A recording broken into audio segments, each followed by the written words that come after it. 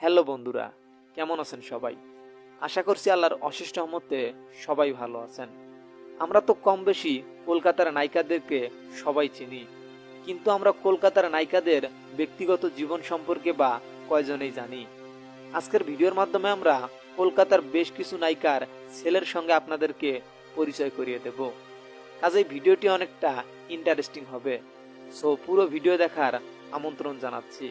কলকাতার কয়েকজন সেরা নায়িকাদের মধ্যে অন্যতম একজন নায়িকা হচ্ছেন শুভশ্রী গাঙ্গুলী, যিনি কিনা 7ই মার্চ 2018 সালের বুধবারে রাজ চক্রবর্তীর সঙ্গে এই শুভশ্রী গাঙ্গুলীর বিবাহ সম্পন্ন হয়।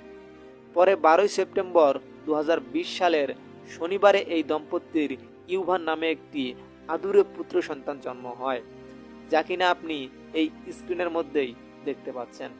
সন্তানটি দেখতে আসলে কতটাই কিউট।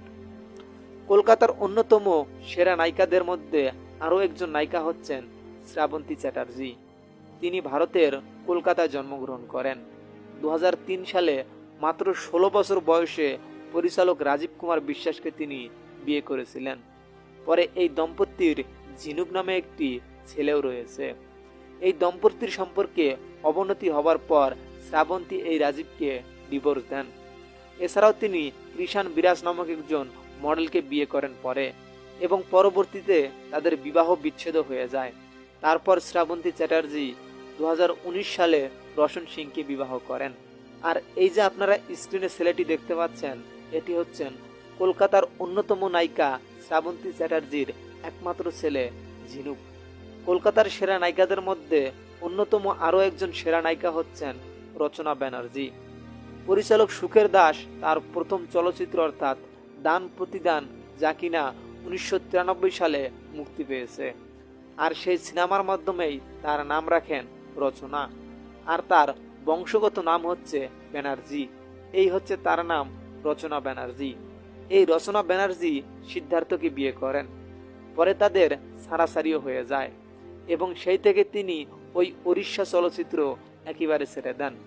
পরে তিনি প্রবাল বসুকে বিয়ে করেন, এবং তাদের ভালোবাসার স্মৃতি হিসাবে রয়েছে একমাত্র ছেলে প্রনীল বসু, যা কিনা আপনি এই স্ক্রিনের মধ্যেই দেখতে পাচ্ছেন, যে আসলে ছেলেটি দেখতে কতটাই কিউট।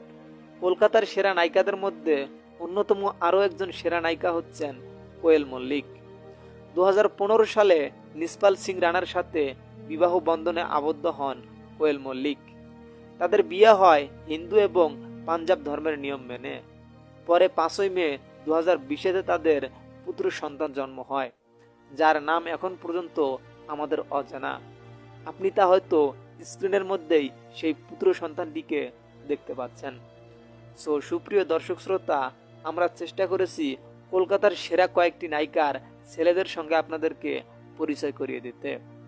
আর এই যে নায়িকাদের ছেলেদেরকে আপনি দেখলেন, এই নায়িকাদের কার সন্তানটি সবথেকে সুন্দর এবং কিউট, অর্থাৎ আপনার কাছে ভালো লেগেছে, অবশ্যই কমেন্ট করে আপনার মতামত জানাবেন। আর ভিডিওটি ভালো লাগলে অবশ্যই তো লাইক করবেন, সাথে চ্যানেলটি সাবস্ক্রাইব করে আমাদের সাথেই থাকবেন।